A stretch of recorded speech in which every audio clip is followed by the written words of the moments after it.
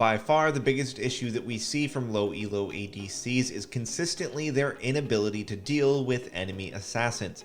It always feels like the enemy Zed can get the sloppiest of combos on you, but you'll die anyway due to how much absurd damage there is in the game nowadays.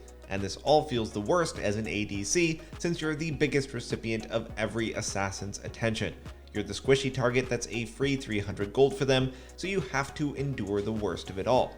Not to worry though, in this guide, we will be covering the top ways of dealing with assassins on the enemy team, plus a secret tip that not even professional players are abusing that will make your games 10 times easier if you use it properly. So let's get right into it. Alright, the most important thing to remember when it comes to dealing with assassins as an ADC is doing everything within your power to avoid the endless cycle of death that most players fall into. We know that you can't do anything about your team feeding opponents, but the problem is that if you take part in the process, then there's really nothing that you're going to be able to do to survive later on anyway. If you begin dying, then the problem is that not only are you giving the enemy free gold, but you are also falling behind, especially in levels. Level ups are a huge source of defensive stats in the game. If you're down a ton of levels to the enemy assassin, they will be able to one-shot you with even the most mediocre of combos. It's much harder to kill you when you're actually close to even on levels with them, so this is an absolute priority. But that's of course all easier said than done. How do you actually go about avoiding dying in the first place? Well, there are a lot of easy to follow tips that you can implement that should drastically increase your chances of avoiding death. The first is the simplest of all. Your most important skill to master versus assassins is just having better map awareness. You're an ADC, so of course assassins can easily kill you. That's literally their job. That's why they're in the game. What this means is that you need to be much more vigilant of where everyone on the map is at all times. If you don't know where the enemy is lurking, then you need to be far more careful of where you stand in lane or how you rotate around the map. For example, this Xayah is way too greedy to get to mid lane quickly to farm the wave when she could have easily taken a far safer route to guarantee her safety. Okay, but that may leave you thinking that you're not going to be able to farm for most of the game, right? If you're always hugging your towers or teammates, then you literally can't do what we recommend that you do in almost every single skill-capped guide, which is to power farm like crazy. And yes, unfortunately, you won't be able to just walk into lanes and mindlessly farm all game. You'll need to be incredibly aware of where the enemy assassin is on the map at all times and look for windows of opportunity where you can farm. For example, this high elo Jinx knew Akali had been dead from a previous fight. That meant that she was safe to go farm out the side wave while Akali had to get back out onto the map.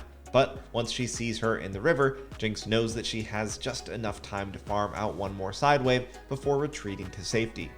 But even if you can't do that, it's honestly not a big deal. A huge problem players generally face in this game is that they often forget to see things from their opponent's perspective. For a moment, instead of seeing things as an ADC versus assassins, imagine that you're in the mid lane. One side has a Kassadin on it and the other a Renekton. Let's say that in this matchup things are going completely even during the lane phase. They're both CSing similarly and neither is gaining a significant lead over the other. Here's a question. How do both of these players feel based on their circumstances in the game?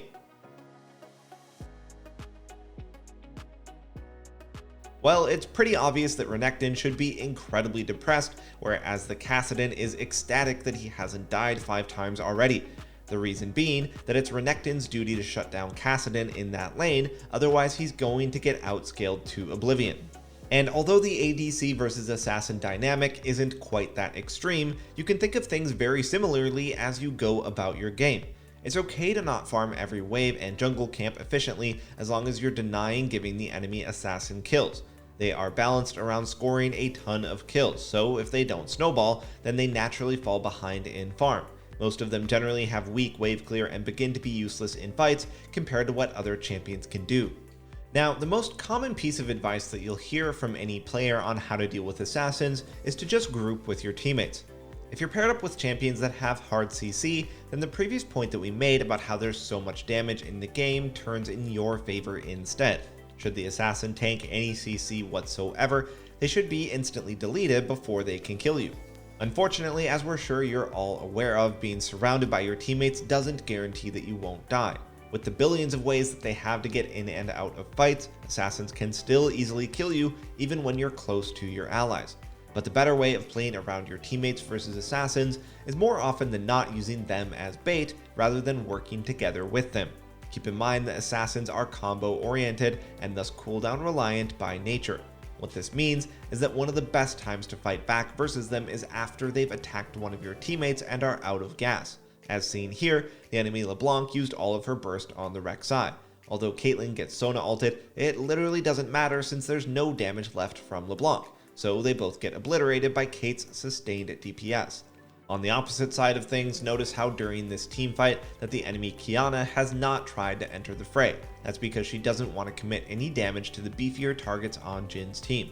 Although Jin isn't doing a lot in this fight, the fact that neither he nor Senna have mispositioned means that the enemy Qiyana isn't doing anything either. But here comes the problem. Jin is upset that he isn't doing anything and literally walks right up to the Qiyana to get comboed and die.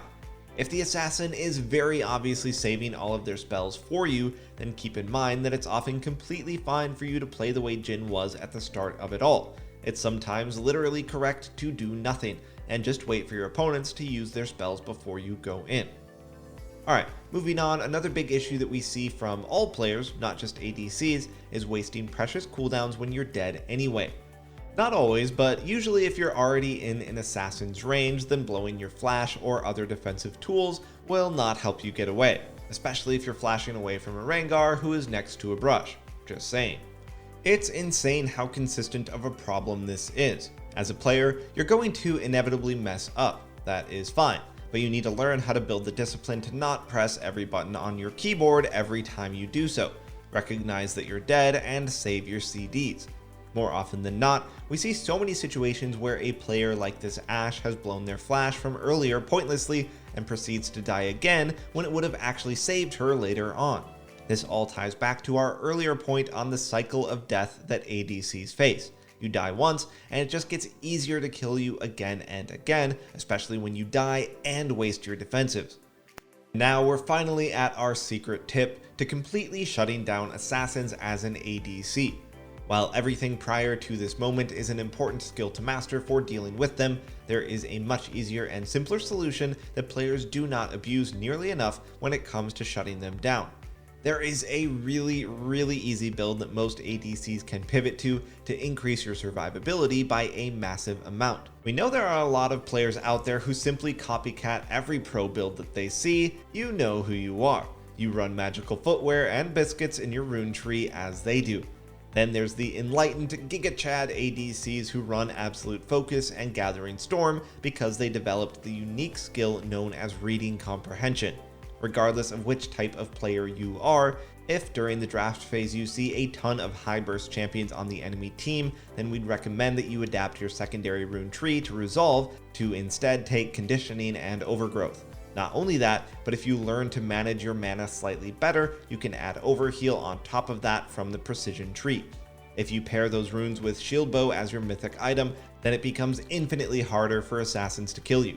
Let's take a look at an incredibly unrealistic situation. Misfortune here will allow the enemy Fizz to land a max range ultimate on her into a full combo plus Ignite. She is literally standing still tanking one of the highest burst combos from any assassin in the game and did not die thanks to this rune setup. The reason this is so strong versus assassins is that, if you think about it, Conditioning on its own nearly nullifies one of the penetration items that assassins tend to get, and that's without building any extra resistances in your items.